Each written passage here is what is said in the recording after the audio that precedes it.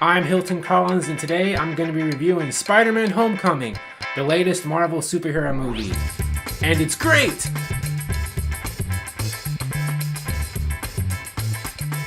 Hello! Today I'm going to be talking about Spider-Man Homecoming, the latest superhero movie in the Marvel Cinematic Universe.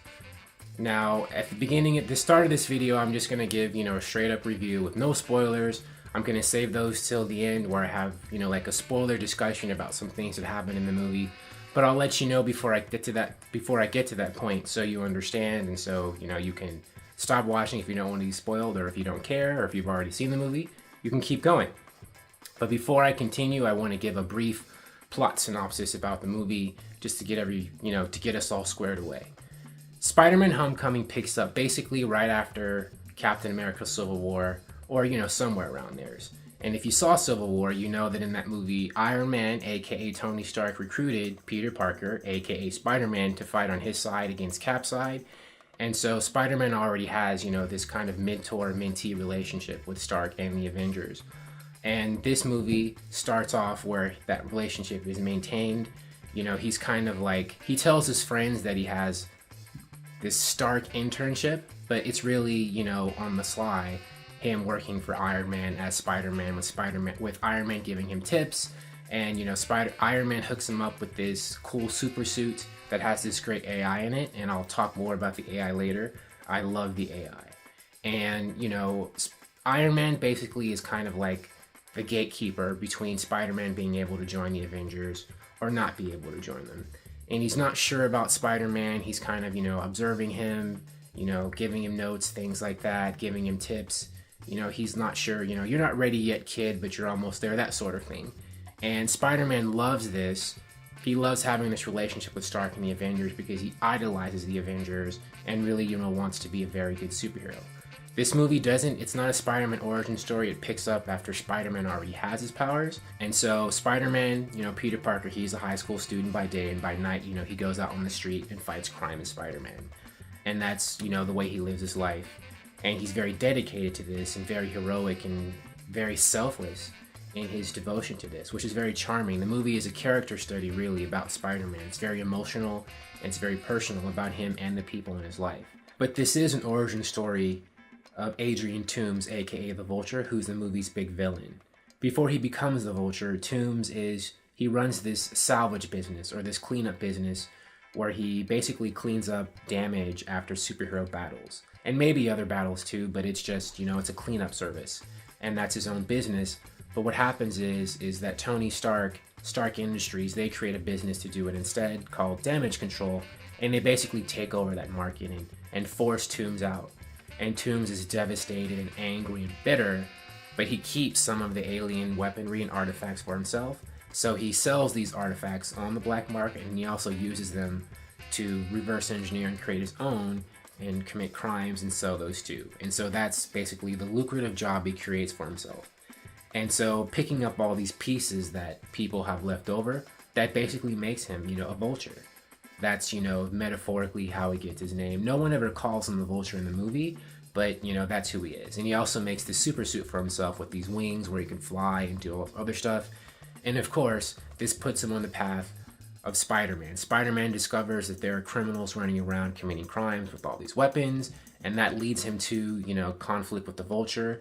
And that's basically the setup of the movie. And also, there's a lot of things going on with Peter Parker's regular life. As a regular kid in high school, he has a crush on this girl in his decathlon group named Liz, and that creates a lot of romance, or, well, potential romance in the storyline. And the movie Spider-Man Homecoming, there's this homecoming dance that he goes to later on, and that's a part of it too. But really, the homecoming, looking at it beyond that symbolically, it's about Spider-Man as a character himself, and internally, him coming home to realize who he is and what he's about and what kind of superhero he is. And that's the movie's biggest strength.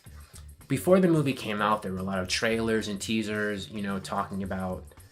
they showed a lot of action scenes and they made it seem like this is going to be like this really big action movie. And while there's definitely good action scenes in it, it's actually not really that heavily action-packed.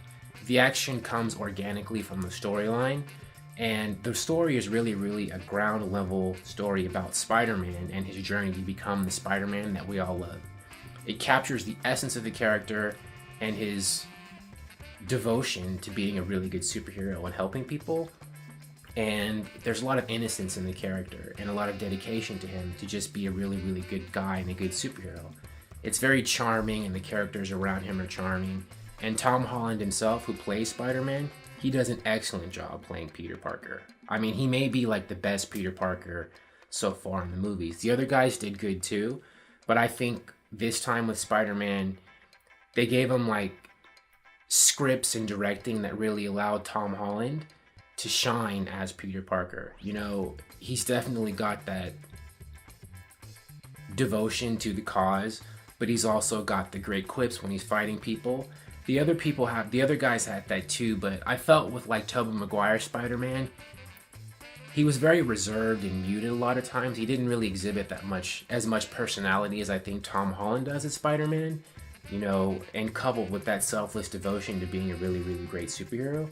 I just think that with this movie, they nailed it. You know, they really got the character's essence down. Tom Holland did a great job. Michael Keaton plays the Vulture. Michael Keaton's a very intense actor, and he brings that intensity to the Vulture. And there's a twist involving the Vulture near the end of the movie, like in the last act, that I didn't see coming. It's great. Some people might have seen it, but I don't think most people did. It comes out of nowhere, and it's really like, oh crap. And it's a great move on the screenwriter's part that they wrote this in here so like smoothly and, you know, on the sly to really surprise the audience. And I'll talk more about that later in the spoiler section, but it's really great. But Spider-Man is a really good movie about not just Spider-Man, but his life, you know, as a teenager in Queens, New York, and what that's like, you know, how he balances being a teenager with being a superhero and trying to have a social life and just trying to be a good person. And his relationship with his Aunt May, you know, she's the cool Aunt May. Like, she does love and take care of Peter, but she's not stodgy. You know, when he tries to get ready for the dance, you know, she helps him, teaches him to dance, you know, stuff like that. You know, they try really hard to make her the cool Aunt May. She's also Marissa Tomei. She's the hot Aunt May, I guess.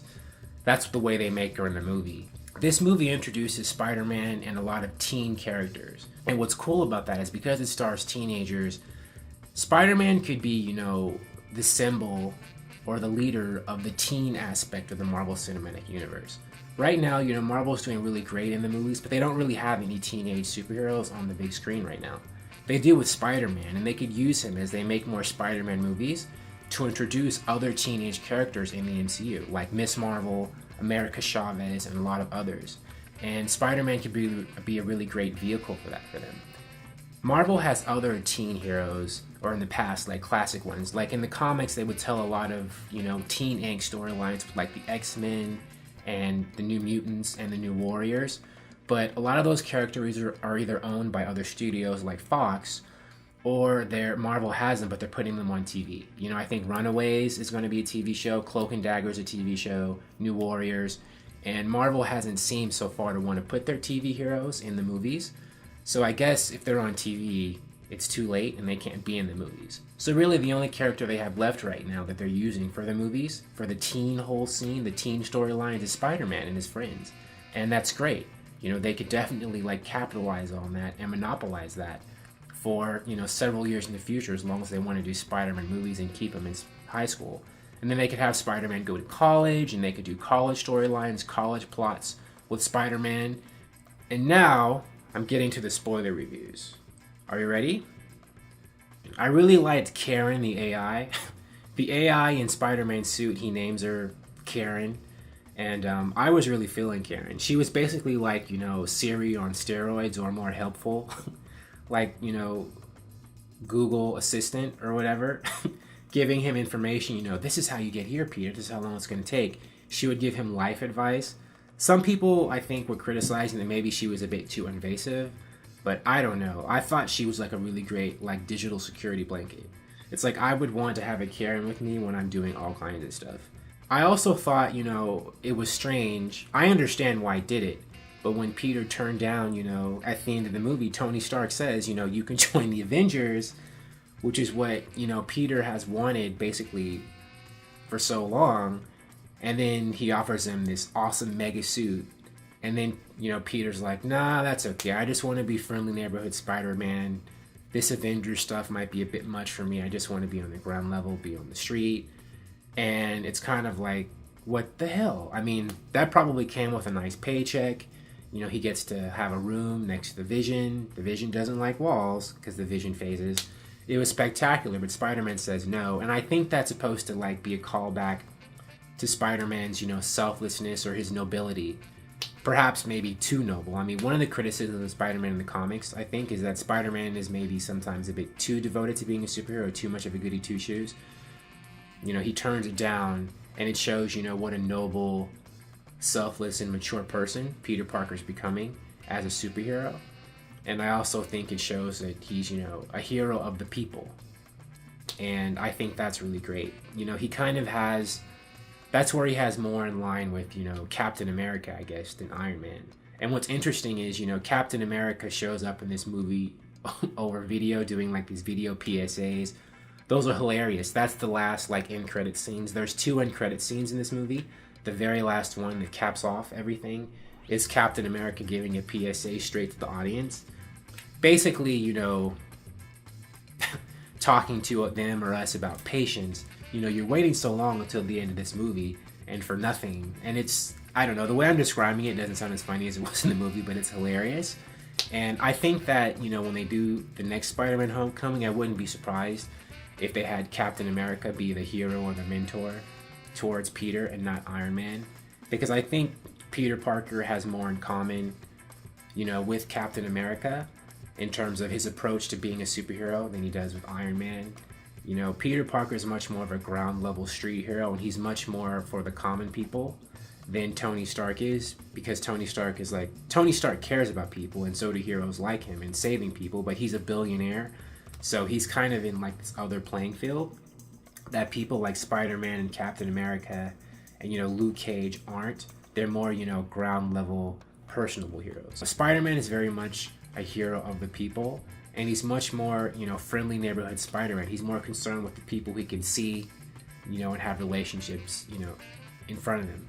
And that's more like with Captain America, too. And also another big spoiler or surprise is, Michelle, played by Zendaya, she's one of Spider-Man's buddies in the decathlon, science buddy.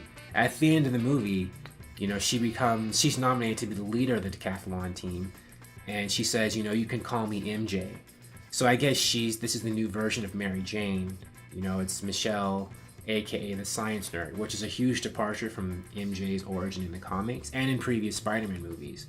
And I'm curious to see, how they're going to evolve that character as, future Spider-Man movies go on. And the big twist that I alluded to earlier was the fact that Adrian Toomes, is actually like Liz's father. I was stunned. Spider-Man asks Liz to go to the prom, the homecoming dance. He works it up. The courage to ask her. She's receptive because, they're friends and they like each other. And he goes to pick her up. Aunt May drops him off at Liz's house. He knocks on the door. And Adrian Toomes opens it up. And he's Liz's dad. It was stunning. I was like, oh, crap. And last but certainly not least, going back to what I was saying about Spider-Man's personal journey, he's like jokey and upbeat, but there's a scene, when the Vulture seems to have the upper hand and makes all of this rubble or stuff crash on Spider-Man. And, the veneer of Spider-Man's, pluckiness and his quippiness goes away, and he's like, oh crap, I might die, and he's crying. Well, I think he cried a little bit, and he's like struggling. I felt so bad for him. I mean, that was a really a good testament to the director, John Watts, and the screenwriters. The fact that they could really make me, instead of me thinking this was corny or cheesy, I just felt bad for this boy. I was like, man, Spider-Man, it was almost like he was having this existential crisis. Like he was doubting himself, like I'm not a good enough superhero. I'm gonna die like this. And he had to find within himself, like I'm Spider-Man, I can get out of this. And he, finds the strength to lift himself up. But it looks like he's really having a crisis or a hard time for a minute there. It's like you're watching someone's self-concept crumble in front of their eyes, and them feeling defeated. And for Peter Parker, as much as he wants to be a superhero and has been working up to it to this point, for him to have this crisis and have like this near destruction of who he is and who he wants to be and losing his hopes and dreams right in front of his face. That's really powerful and tragic. And that was really, emotional for me to watch. And I was like, man, I mean, I knew because it's a Spider-Man movie, I knew he'd get out of it and I knew he'd become Spider-Man. But it was just a really, really, great scene. And I think Tom Holland and everybody just did a great job selling that.